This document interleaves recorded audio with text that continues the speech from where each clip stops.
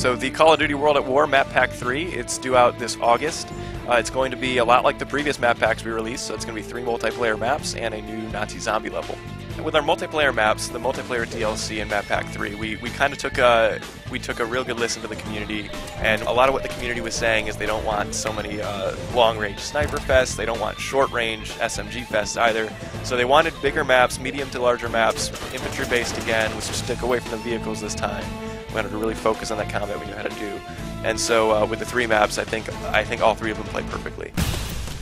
For starters, Breach. It takes place in Berlin. It's going to be Russians versus the Germans. It's a very large map, very wide open, but it is urban. It is there in Berlin. There's a lot of little buildings you can go into, a lot of nooks and crannies and hallways you can get up onto.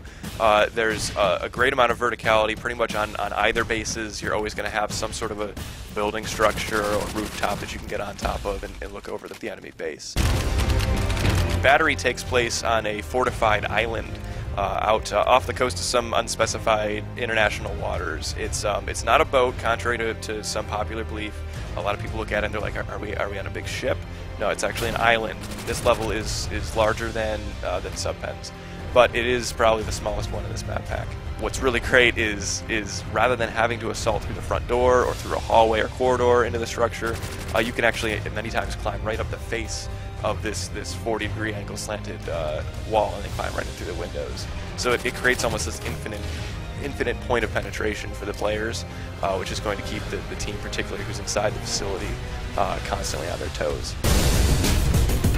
The final map is called Revolution. It takes place in this big industrial facility. It's actually a distillery, so you're going to have lots of canisters and boiler rooms and giant water towers, lots of pipes.